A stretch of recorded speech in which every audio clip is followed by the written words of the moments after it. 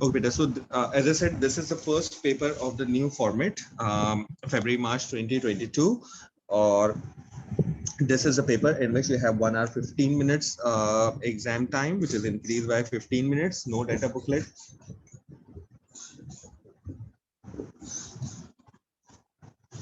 No data booklet is given. और उसके अलावा जो है वो तीसरी बात ये है कि नो सेक्शन बी एमसीक्यूज. ठीक है, क्लियर. चलें स्टार्ट करते हैं. And I am just giving you some time to question number 1 का देखिए क्वेश्चन.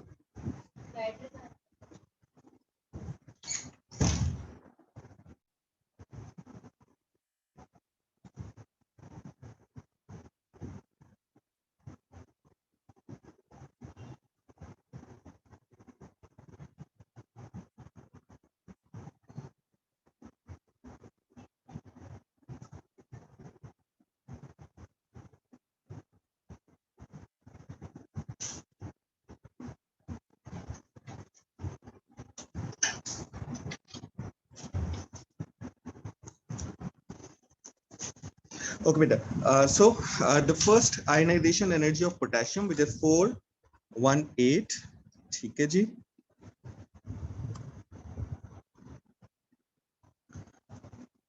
और स्ट्रोंटियम की 5. स्ट्रोंटियम की ज्यादा है और पोटेशियम की आयनाइजेशन एनर्जी वैल्यू जो है वो कम है. ठीक है, clear. Which statement help to explain strontium has a greater pulse ionization energy as potassium. लेकिन डाटा बुकलेट नहीं गिवन थी इसलिए उसने वैल्यूज ऊपर ही क्वेश्चन में आपको दे दी हैं. The charge on strontium nuclear is greater than the charge on potassium. अब सबसे पहला काम ये करेंगे कि लेट्स सी के स्ट्रोंटियम और पोटेशियम कहां पर हैं in a periodic table. So you can see periodic table में पोटेशियम और आपके पास जो है वो ग्रुप 1 में है और स्ट्रोंटियम ग्रुप 2 में है. ठीक है, पोटेशियम ग्रुप 1 में है, proton number 19 which is this one. सही है, क्लियर. और स्ट्रोंटियम आपके पास यहाँ पर है, क्लियर, ग्रुप 2 के अंदर.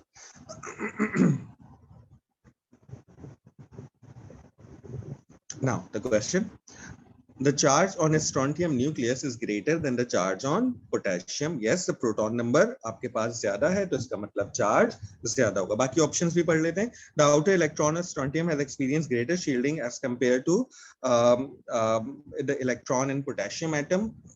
शील्डिंग ज्यादा होने से आयनाइजेशन एनर्जी की वैल्यू कम होती है. यहाँ तो बढ़ रही है. अगर ये स्टेटमेंट सही होता है तो आयनाइजेशन एनर्जी की वैल्यू कम होनी चाहिए थी. ठीक है. The outer electron of strontium atom experience spin pair repulsion. Again the same चीज, स्पिन पेयर रिपल्जन हो सकती है, पेयर्ड इलेक्ट्रॉन है, लेकिन स्पिन पेयर रिपल्जन की वजह से आयनाइजेशन एनर्जी की वैल्यू कम होती है, स्ट्रोंटियम की ज्यादा है. तो this statement is also not relevant to the given value. ठीक है. The outer electron in a strontium atom is further away from the nucleus as compared to potassium.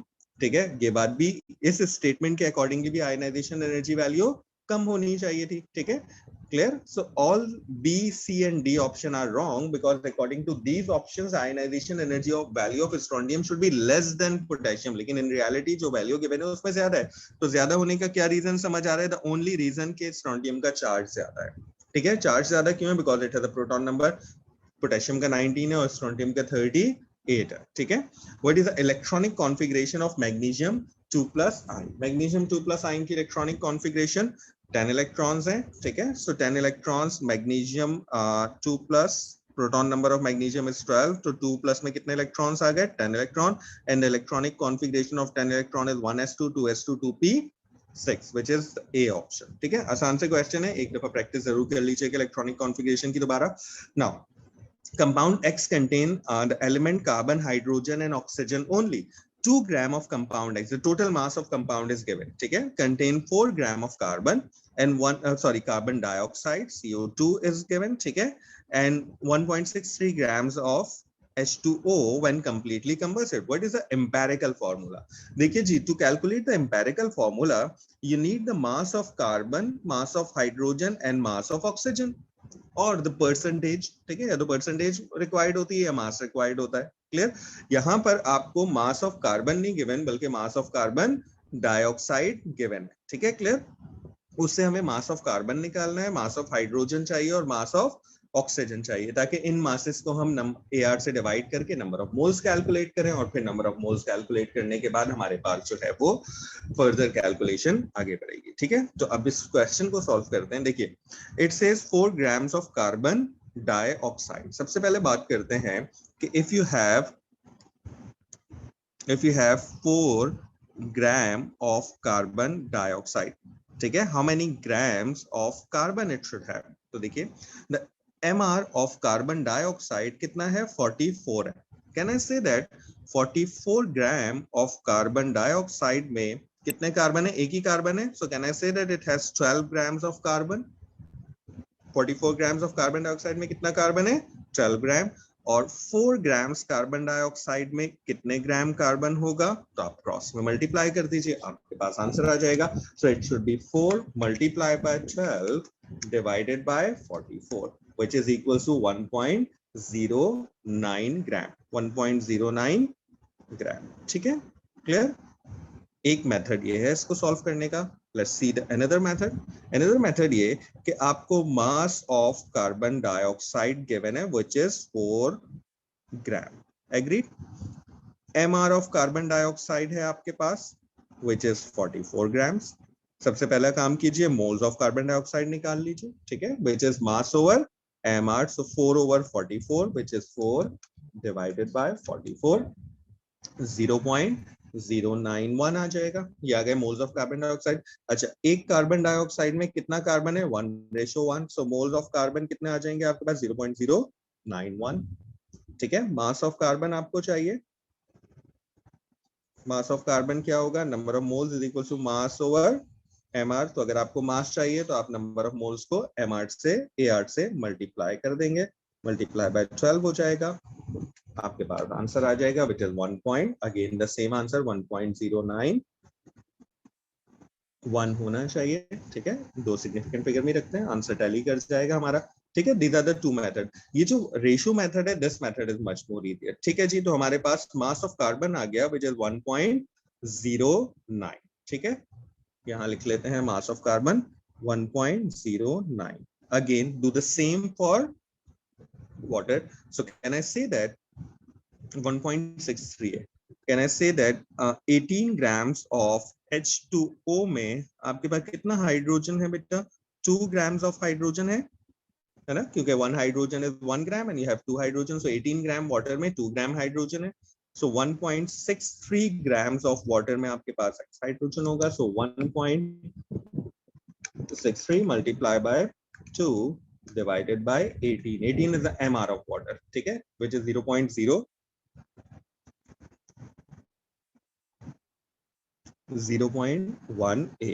ठीक है, क्लियर। आप चाहे जैसे दिल चाहे इसे सॉल्व कर लेना। मास ऑफ कार्बन आपके पास आ गया, सॉरी मास ऑफ हाइड्रोजन आ गया 0.18।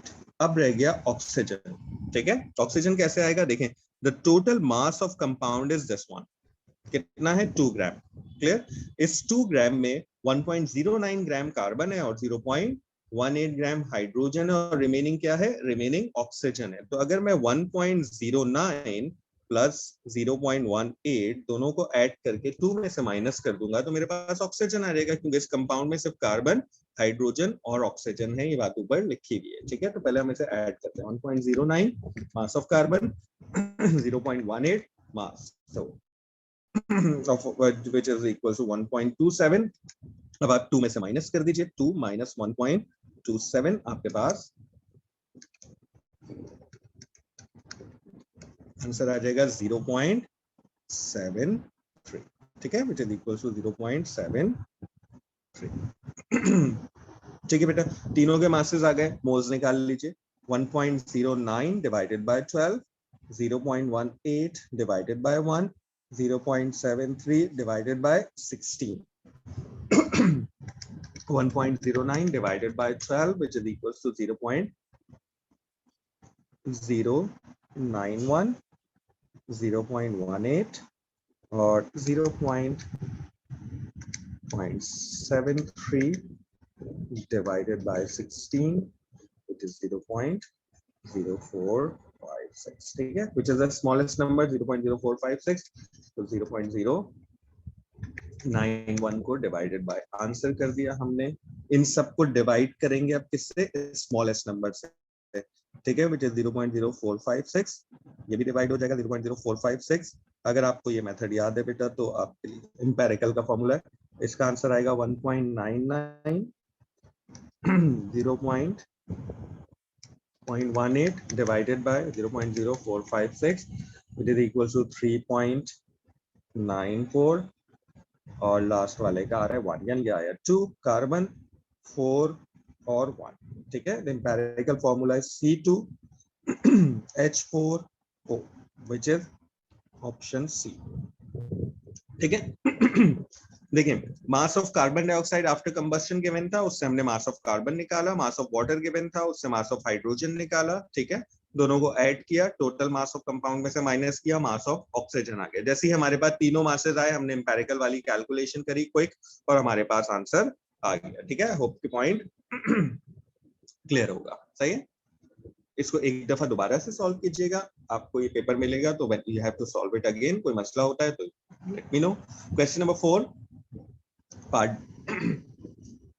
for which molecule is the dipole moment 0, यानी which molecule is overall non-polar। dipole moment 0 होने का मतलब क्या है, net dipole moment 0 होने का मतलब होता है non-polar, ठीक है। क्या मतलब होता है, non-polar। अब आपको याद है कि the most common example of a non-polar molecule is CCl4, although it contains carbon chlorine polar covalent bond, but as the shape is symmetrical so the net dipole moment is 0, ठीक है। तो ये हमारे पास है क्योंकि इसकी शेप जो है वो सिमेट्रिकल, ठीक है, सिमेट्रिकल शेप की वजह से। बाकी सब में non symmetrical shape, non symmetrical shape, non symmetrical shape, ठीक है। The only this one has a symmetrical shape so it has a net dipole moment 0, clear. Next one, question number 5, easy है, 1 minute में बात चलते हैं। से which dot and cross diagram for Al2Cl6, if you remember, not this one, not this one, it do not show any coordinate covalent bond। D option में कोई coordinate covalent bond show नहीं हो रहा, ठीक है।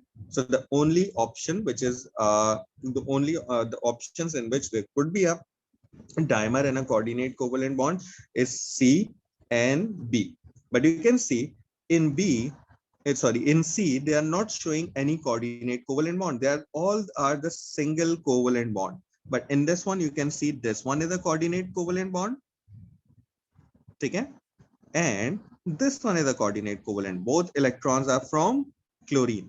if you remember the shape, आपको याद होगा AlCl3 हम कुछ इस तरह से ड्रॉ करते थे। इसको मैं नेक्स्ट पेज पे ड्रॉ करता हूँ, ठीक है। देखिए Al,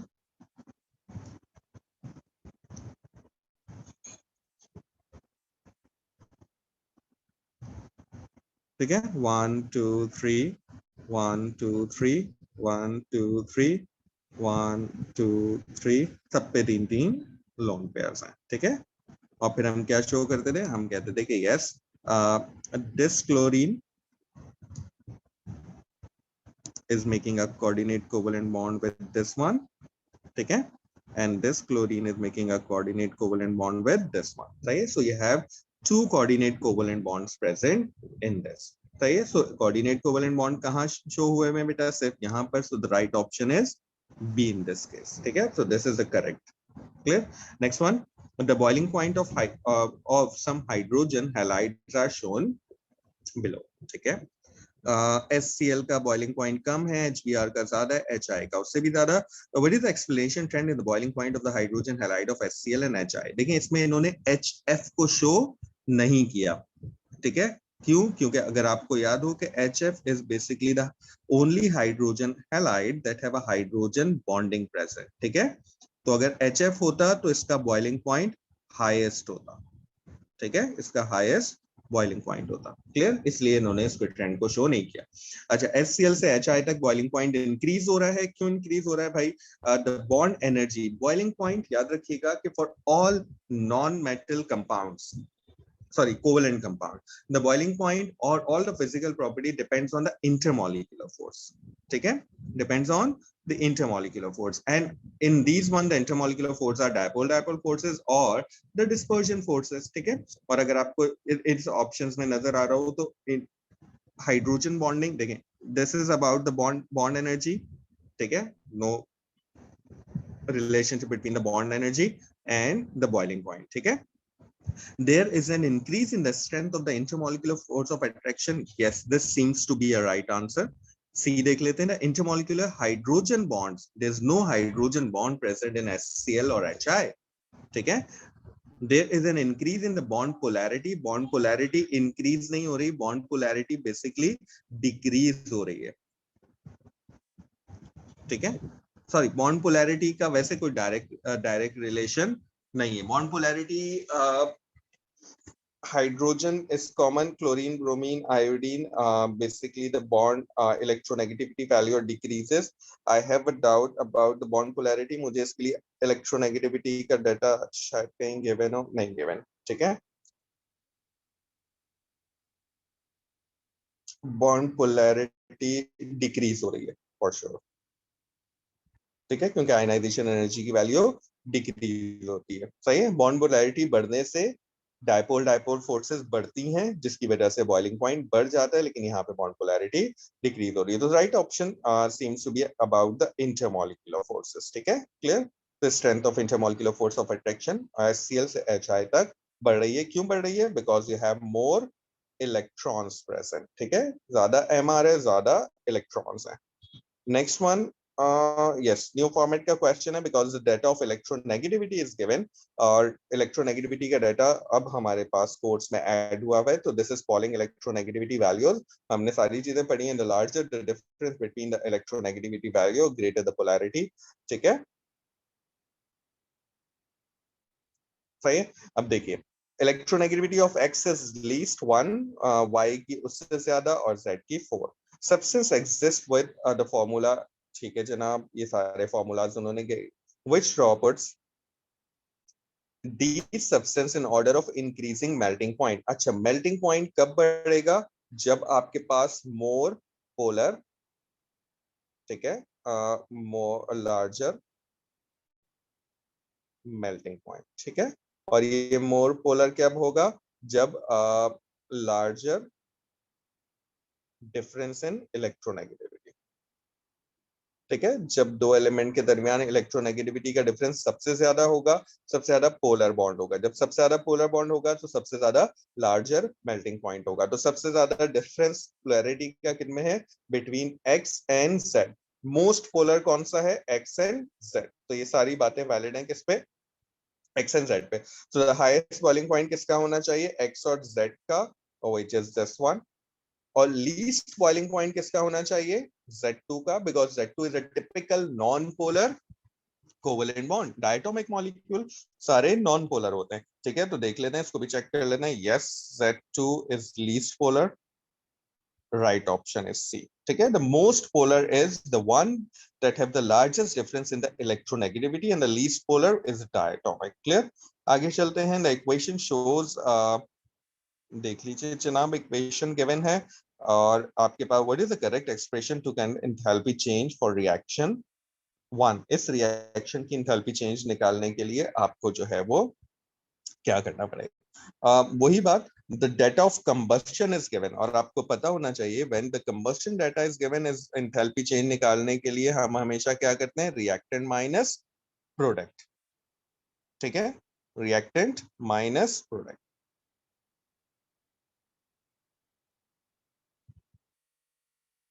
ठीक है, कार्बन डाइऑक्साइड तो कंबस्ट होने के बाद बनता है. कार्बन डाइऑक्साइड की कंबस्शन वैल्यू 0 होगी. इसकी कंबस्शन वैल्यू C6H12O6 की A है, व्हिच इज रिएक्टेंट, और कंबस्शन प्रोडक्ट ऑफ C2H5OH की B है, which is 2 multiply by B, तो ये हो जाएगा 2 times of B. Carbon dioxide की कंबस्शन की वैल्यू 0 होगी, because carbon dioxide is the product of combustion. Carbon dioxide can not be further combust. ठीक है, इसकी वैल्यू होगी 0. अब अगर मैं प्रोडक्ट रिएक्टेंट माइनस प्रोडक्ट करूंगा तो मेरे पास क्या आंसर आएगा? A minus 2 times of B. which is equals to delta HR, ठीक है, क्योंकि डेटा कंबस्टन का गिवन था तो हमने क्या किया, रिएक्टेंट माइनस प्रोडक्ट। ए प्लस बी नहीं हो सकता, ए माइनस बी नहीं होगा, ए प्लस टू बी नहीं होगा, right answer is D, a minus 2b, and this is according to reactant minus product because the data, if it would be the data of formation given होता, अगर data of formation given होता तो carbon dioxide की value भी given होती, फिर आप product minus reactant करते, ठीक है, याद है ना ये बातें, ये आपको एक क्विक रिवीजन इनका करना पड़ेगा, ठीक है। नेक्स्ट वन देखिए क्वेश्चन जल्दी से, question number 9, it says nitrogen monoxide is an atmospheric pollutant, ठीक है,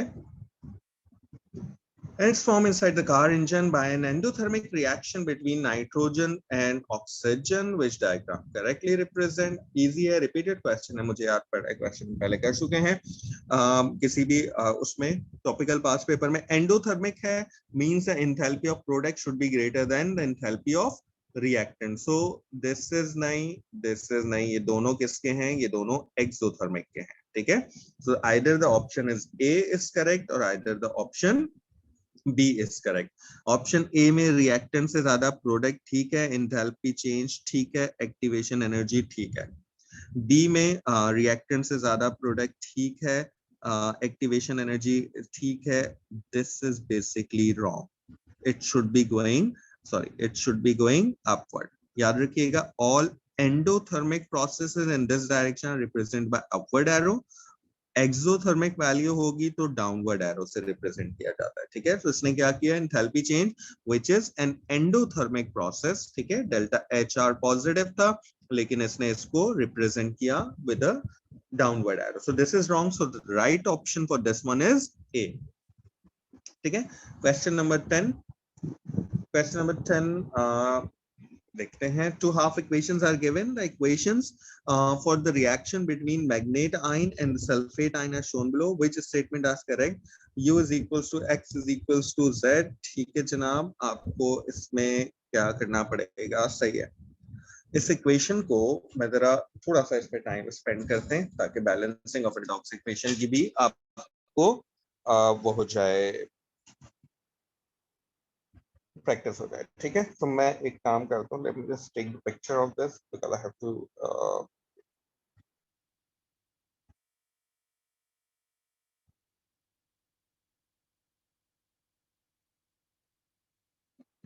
चले, मुझे ये I have to just copy these here,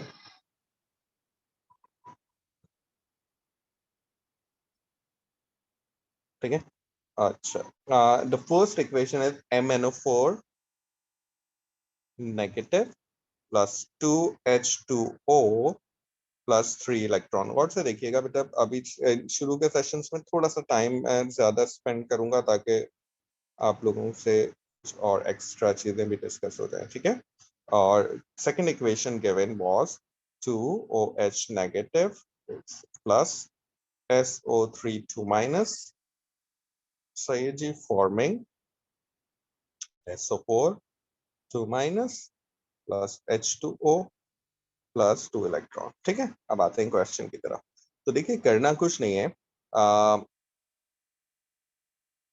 हमें सिर्फ इन स्टेटमेंट्स को देखना है, तो हमें अगर u की वैल्यू, x की वैल्यू और z की वैल्यूज के बारे में पता लगाना है, तो उसके लिए पहले हमें इस इक्वेशंस को बैलेंस करना पड़ेगा, manganese is reduced oxidation state, वो हम बाद में चेक कर लेंगे, so if I have this equation, a balance equation, we can easily solve 1 2 3 option, तो पहले हम एक बैलेंस इक्वेशन डेवलप कर लेना, आपको पता है if you are provided with two half equations, ये दो हाफ इक्वेशंस आपको गिवन है, and if you have to make an overall equation, सबसे पहला काम हम क्या करते हैं, we make the number of electron same, ठीक है, so these are basically the two equations, this is the equation in which manganese is getting reduced, ठीक है, इसमें SO3 इज गेटिंग ऑक्सीडाइज्ड, हम सबसे पहले इलेक्ट्रॉन सेम करेंगे, इलेक्ट्रॉन सेम करने के लिए can I multiply equation number 1 by 2, equation number 1 को 2 से मल्टीप्लाई कर देते हैं और इक्वेशन 2 को 3 से मल्टीप्लाई कर देते हैं, ठीक है, मल्टीप्लाई, मैं लिख देता हूं, equation 1 by 2 and equation 2 by 3 to make number of electrons same.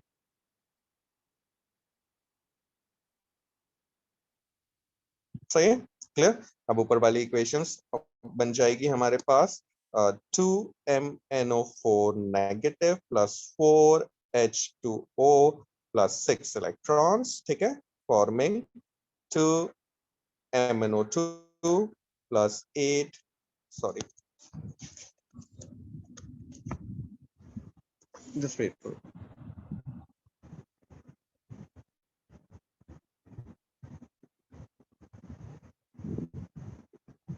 Okay, MnO2 plus 8 H2O, ठीक है। इक्वेशन नंबर 1 को हमने 2 से मल्टीप्लाई कर दिया, इक्वेशन नंबर 2 को 3, तो ये हो जाएगा 3 to the 6 OH negative plus 3SO3 2 minus forming 3SO4 2 minus plus 3H2O plus 6 electrons, ठीक है। ऊपर वाली इक्वेशन को 2 से मल्टीप्लाई किया, नीचे वाली इक्वेशन को 3 से मल्टीप्लाई किया। अब इन दोनों इक्वेशंस को ऐड कर लीजिए। When you add these two equations, ये इलेक्ट्रॉन्स आपस में कैंसिल आउट हो जाएंगे, ठीक है। So this electrons get cancel out, आपके पास एक ओवरऑल इक्वेशन बनेगी which is this one, 2MnO4 negative plus 6OH negative plus, sorry ये 4OH नेगेटिव है, दो जगह पर 4 2 से 8 OH नेगेटिव हो जाएगा, ठीक है। सो ये 8 OH नेगेटिव और 6 OH नेगेटिव, तो यहाँ से OH नेगेटिव माइनस हो जाएगा, ठीक है। और यहाँ पर बचेगा आपके पास 4 और H2O 3, एक H2O बचेगा आपके पास। लेकिन जो चीजें अपोजिट साइड पे होती हैं वो सब्ट्रैक्ट हो जाती हैं, तो 4H2O यहाँ पर है, 3H2O यहाँ पर है, तो एक H2O बचेगा ऑन दिस साइड जब आप सब्ट्रैक्ट करेंगे, ठीक है। 6OH नेगेटिव यहाँ पर है और 8OH नेगेटिव यहाँ पर है, तो यहाँ पर आपके पास 2OH नेगेटिव बचेगा, क्लियर, सही है। Plus 3SO3 2 minus 3SO4 2 minus plus 2MnO2, ठीक है, क्लियर। सिर्फ इसमें इस बात का ख्याल रखना है कि OH नेगेटिव और वाटर दोनों इक्वेशंस में हैं, तो आपको उन्हें सब्ट्रैक्ट करना है आफ्टर मल्टीप्लिकेशन। अब इसमें देखिए MnO4 नेगेटिव से जा रहा है MnO2 में, यानी MnO4 नेगेटिव में मैग्नीज की जो ऑक्सीडेशन स्टेट है वो कितनी है, वो मैग्नीज की ऑक्सीडेशन स्टेट +7 है, ठीक है, क्लियर। अब आप इसको चेक कर लीजिए। अब इसने कहा कि द वैल्यू ऑफ U कितनी है हमारे पास, 2, सही है। The value of X MnO2 के साथ क्या लिखा हुआ है देख लेते हैं, 2, ठीक है, ये भी सही है। And the value of Z is which OH negative, उसके साथ क्या लिखा हुआ है, 2। तो first statement is correct, the value of X, Y and Z which is 2 in our case, this is correct, ठीक है। Manganese is reduced to oxidation state of 4+, हम देख लेते हैं MnO2 में the oxidation state of manganese is 4+, this statement is right. Sulphur is oxidised from +4 to +6, check कर लेते हैं। SO3 2 माइनस से सल्फर जा रहा है SO4 2 माइनस, ठीक है। यहाँ पे सल्फर की ऑक्सीडेशन स्टेट कितनी होगी, चेक कर लेते हैं। Sulphur +3 times of -2 which is equals to -2, sulphur -6 is equals to -2, so sulphur is equals to +4। so यहाँ सल्फर की ऑक्सीडेशन स्टेट है +4 और सल्फेट में ऑक्सीडेशन स्टेट होती है +6, ठीक है। तो ये भी ट्रू है, तो 1 2 3 all statement are true in this case, ठीक है। इतनी मेहनत करी वैसे ही हम कर देते हैं, लेकिन हमें इसे चेक करना, ठीक है। So all options are correct. ज्यादा टाइम लगा हमें किसमें, ऑप्शन नंबर 1 को चेक करने में, वो भी सिर्फ डी की वजह से, क्योंकि डी में ऑप्शन 1 नहीं आ रहा था, ठीक है जी। आगे चलते हैं।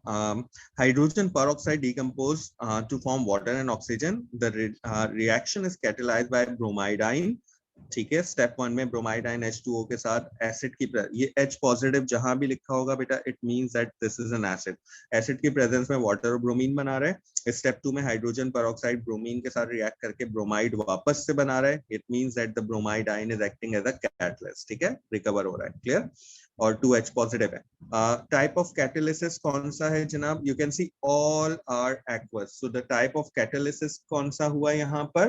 The type of catalysis is homogeneous, ठीक है। So the type of catalysis तो होमोजीनियस है, हेट्रोजीनियस में डिफरेंट फिजिकल स्टेट होती है, ठीक है। अच्छा, इन स्टेप वन में अब दो ऑप्शंस हैं, ब्रोमाइड आयन आर ऑक्सीडाइज और bromide ion are reduce. So B are negative, इसमें ब्रोमाइड -1 से Br2 में जा रहा है which is 0, so is getting oxidise not reduce, ठीक है। -1 से 0 में जा रहा है। आपने देखा there are 2-3 MCQs in which they asking about the oxidation state, okay, oxidation and reduction. MCQs के लिए oxidation reduction, rate of reaction, ठीक है, ये दो चैप्टर इंपॉर्टेंट होते हैं, इनसे क्वेश्चन एमसीक्यूज में बनते हैं, ऑक्सीडेशन रिडक्शन और रेट ऑफ रिएक्शन, ठीक है। क्लियर? आगे और भी। Now hydrogen and iodide react to form, I think this is a sort of a repeated question. H2 plus I2 forming 2HI, a 1 meter cube reaction vessel, hydrogen, iodine and HI gas at equilibrium. The temperature is changed such that the total pressure in 1 dm cube vessel double. Temperature ऐसे change किया कि pressure जो है वो double हो गया. What is the effect on the value of Kp on and the position of equilibrium? ठीक है, क्लियर? चलें सोचें क्वेश्चन का answer.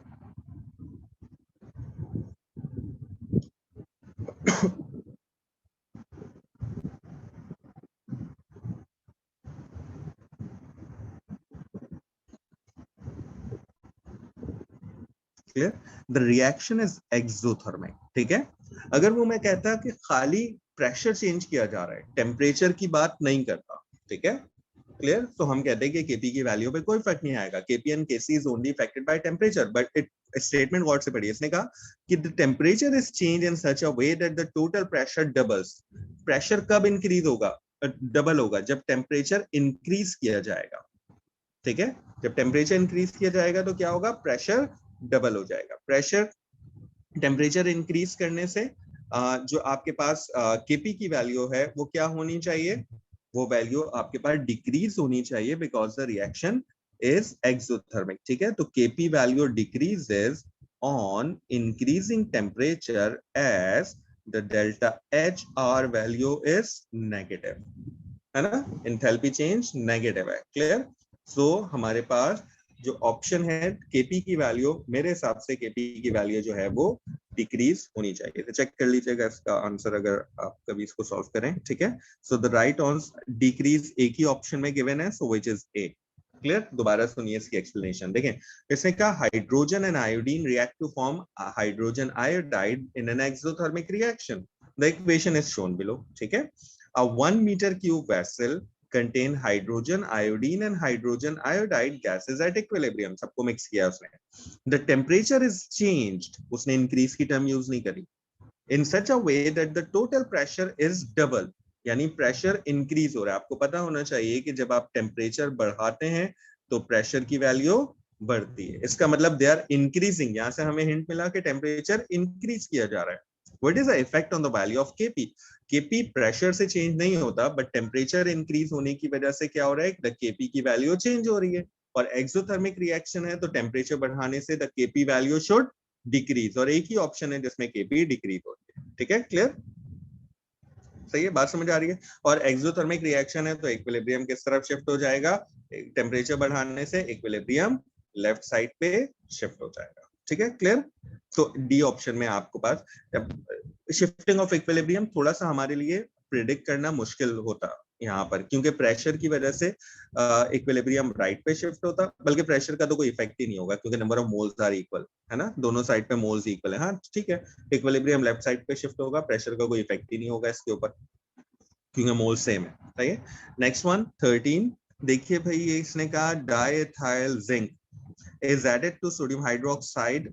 Two reactions occur, reaction 1, reaction 2. In this reaction, which compound except bromine and acid, loric acid के तौर पे कौन सा कंपाउंड एक्ट कर रहा है? ठीक है, देखते हैं.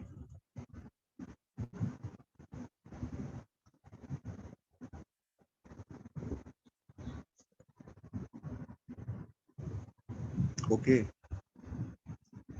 अच्छा जनाब, वाटर से इन रिएक्शन वन एसिड कौन है और बेस कौन है? तो रिएक्शन वन में आपको नजर आ रहा है कि H2O ने हाइड्रोजन इसको दिया और जिंक इसके पास आ गया, ऐसे ही हुआ है ना? ठीक है ना? H2O से अगर ये ZNO में चेंज हो रहा है तो इसका मतलब क्या हुआ कि लॉस ऑफ हाइड्रोजन हो रहा है ना? और हाइड्रोजन डोनेट कर रहा है, ठीक है? तो ये H पॉजिटिव आपके पास क्या हुआ? डोनर हुआ। कि H पॉजिटिव डोनर हुआ। क्लियर? H पॉजिटिव डोनर होने का मतलब क्या हुआ कि यहाँ पर H2O is basically acting as an acid। थोड़ा सा डिफिकल्ट है इसमें प्रेडिक्ट करना, लेकिन इसमें साफ नजर आ रहा है कि H2O से ZNO बन गया, यानी H पॉजिटिव हाइड्रोजन चले गए। हाइड्रोजन डोनर का मतलब ये हुआ कि H2O is acting as an acid, ठीक है? अब सेकंड रिएक्शन में आप देखिए, सेकंड रिएक्शन में क्या हो रहा है आपके पास? OH नेगेटिव है और ZNO है। अब देखिए इस पूरे कंपाउंड में दो चीजें हैं, एक Zn है और एक OH नेगेटिव है, चार, ऐसे ही है। अब यहां पर भी यही हो रहा है कि H2O किस में कन्वर्ट हो रहा है? इसका मतलब OH नेगेटिव में।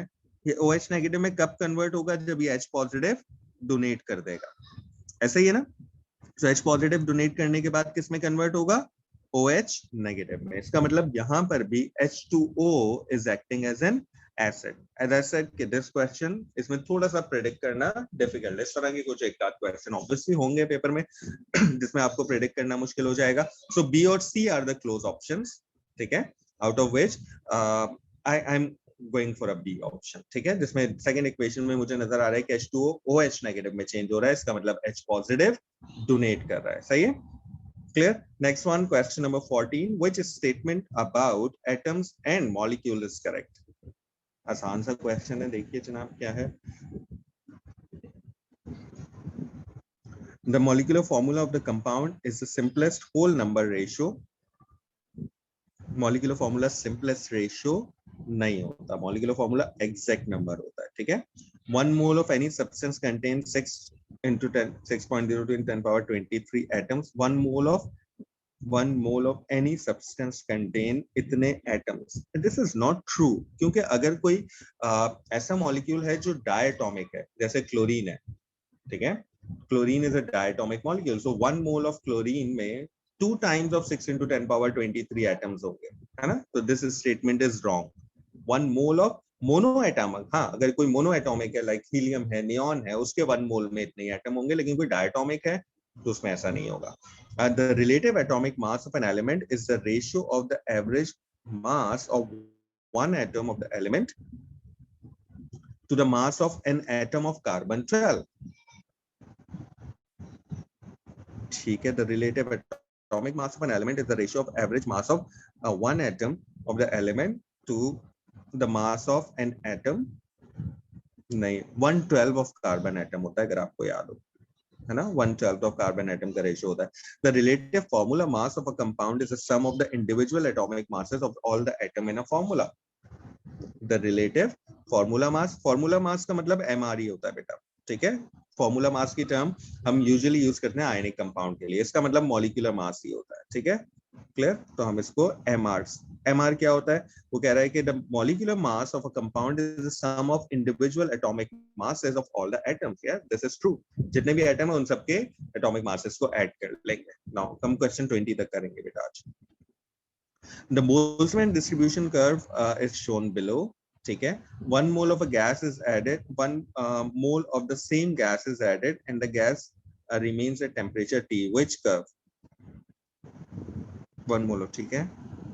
1 mole of the same gas is added and the gas remain at temperature T। Temperature कह रहा है कि वो सेम है, टेम्परेचर भी टेम्परेचर सेम है। क्लियर? मोल ऑफ गैस, ज्यादा गैसेस ऐड कर दी हैं, तो इसका मतलब if the temperature same it means that no change in shape. इसकी शेप में कोई चेंज नहीं आना चाहिए। बोल्ट्जमैन डिस्ट्रीब्यूशन की शेप चेंज होती है सिर्फ टेम्परेचर से, ठीक है?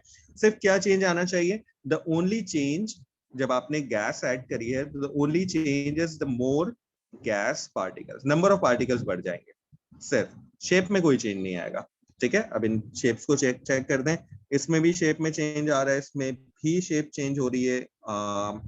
This one is low temperature C वाला और D, and you can see A में the shape remain same, only the number of particle increases, है ना। ऐसे ही हो रहा है, area under the curve is the number of particle increase हो रहे हैं, the shape remains same. Clear, because they have the same temperature. ठीक है, क्लियर। अगर टेम्परेचर सेम नहीं होता तो फिर मान लिए हम दूसरे ऑप्शंस को चूज करते हैं। ठीक है,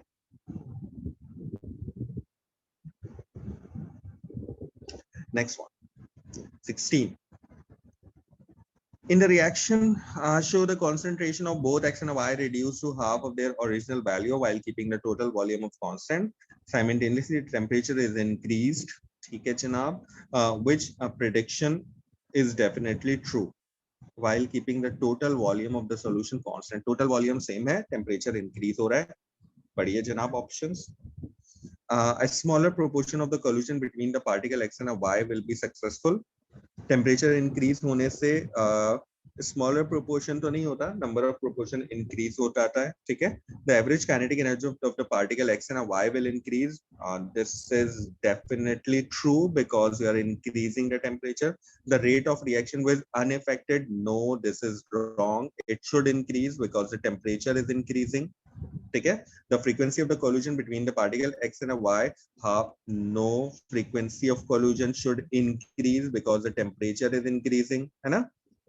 clear, so the average kinetic energy, यही statement होता है temperature का, the average kinetic energy on increasing the temperature, the average kinetic energy of the particle increases. ठीक है, clear. A student investigate the chloride of a period 3.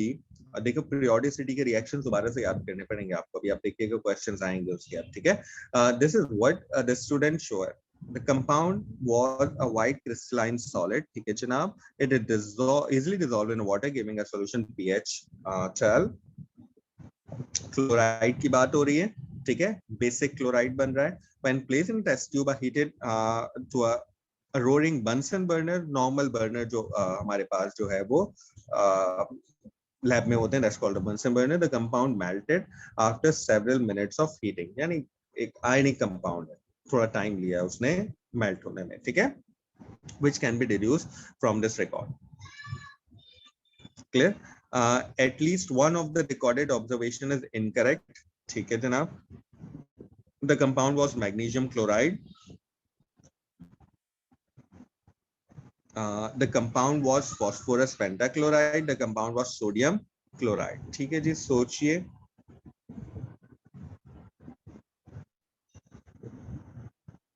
Magnesium chloride को water में dissolve करते हैं, neutral solution बनता है। PCl5 को water में डिसॉल्व करते हैं, एसिडिक सॉल्यूशन बनता है।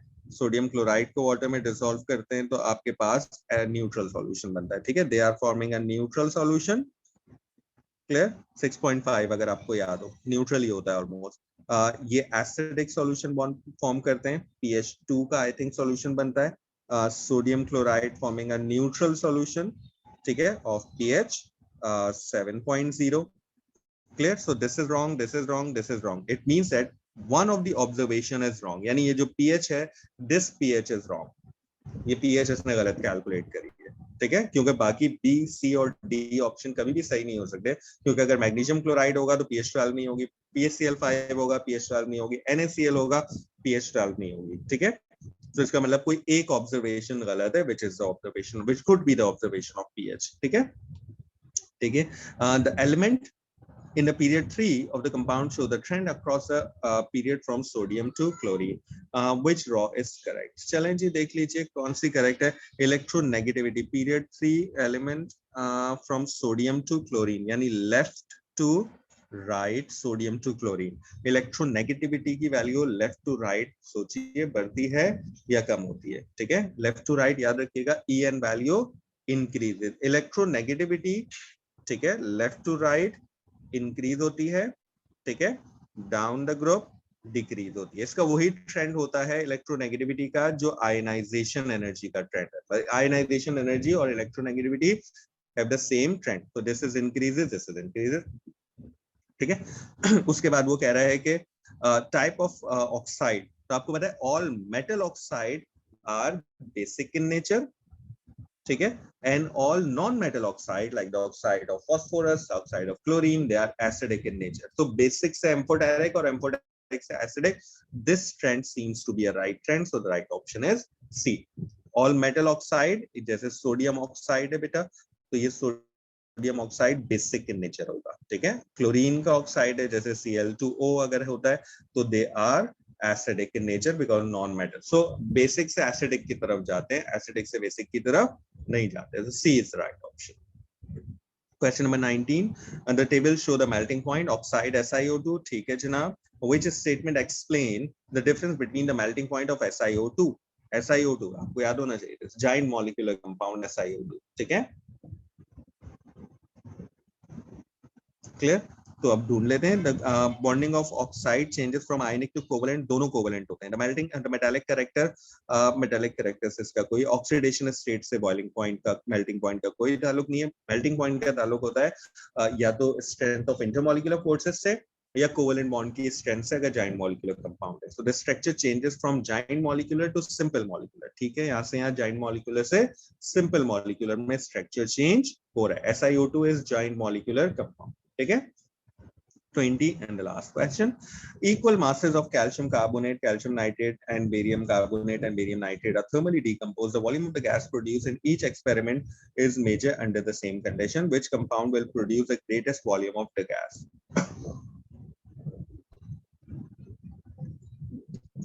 ठीक है, volume, greatest volume of the gas. देखिए पहले हम देखते हैं कैल्शियम और बेरियम की positions in a periodic table. ठीक है, फिर उसके बाद हम इसको एक्सप्लेन करते हैं. 20 कैल्शियम और बेरियम. ठीक है, the MR of barium is, AR of barium is ज्यादा और कैल्शियम का एआर जो है वो कम है. ठीक है, the mass of barium is more, the mass of calcium is less. ठीक है, I don't know which page. ये जरूरी था, ये मैंने आपको दिखाया है इसी वजह से. तो देखिए गैस जो प्रोड्यूस होती है, पहले तो आपको पता होना चाहिए कार्बोनेट में the only gas is carbon dioxide, but in a case of nitrate the gases are brown gas, I think nitrogen dioxide produce होती है. ठीक है, और ऑक्सीजन गैस प्रोड्यूस होती है. तो ज्यादा गैसेस किसमें प्रोड्यूस होंगी? ज्यादा गैसेस के लिए आपको नाइट्रेट चूज करना पड़ेगा बिकॉज इन नाइट्रेट आपके पास 2 गैसेस प्रोड्यूस होती है. ठीक है बेटा, एक तो NO2 होती है which is the brown gas और एक ऑक्सीजन होती है. अब यहाँ पर दो चीज, कैल्शियम नाइट्रेट भी है और बेरियम नाइट्रेट भी है. ठीक है, अब आप किससे पिक करेंगे? देखिए अगर आप प्रोपोर्शन की बात करें तो नाइट्रेट का, अगर नाइट्रेट का प्रोपोर्शन ज्यादा होगा तो आपके पास जो गैस प्रोड्यूस होंगी वो ज्यादा प्रोड्यूस होंगी, क्योंकि गैसेस प्रोड्यूस ही किससे हो रही हैं? नाइट्रेट से. क्योंकि दोनों देखें ये गैसेस कहां से प्रोड्यूस होंगी? नाइट्रेट से. कैल्शियम का मास कम है, बेरियम का मास ज्यादा है. तो इस बेरियम नाइट्रेट में ज्यादा मास का प्रोपोर्शन किसका है? बेरियम का. नाइट्रेट का कम है. ठीक है, और अगर यहां बात करें तो कैल्शियम का प्रोपोर्शन, मास चूंकि कम है तो कैल्शियम का मास प्रोपोर्शन कम है, नाइट्रेट का ज्यादा होगा. ठीक है, यहां पर देखें दोनों नाइट्रेट हैं, तो जिस नाइट्रेट में मेटल का मास कम होगा उसमें नाइट्रेट की कंपोजिशन बाय मास ज्यादा होगी और वो ज्यादा गैसेस प्रोड्यूस करेगा.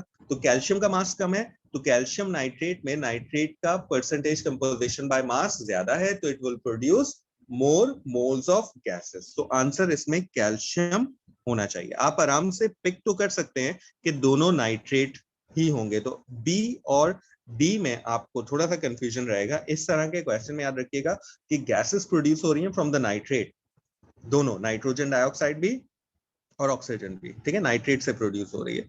तो नाइट्रेट में percentage by mass of nitrate जिसमें ज्यादा होगी उसमें ज्यादा गैसेस प्रोड्यूस होंगी, and which is more in case of calcium nitrate as compare to barium nitrate, क्योंकि बेरियम का मास ज्यादा है तो इसमें नाइट्रेट की कंपोजिशन कम. ठीक है, so I am just keeping it till here. And if you have any question you can ask. I'm just giving you option and then we will continue it tomorrow inshallah.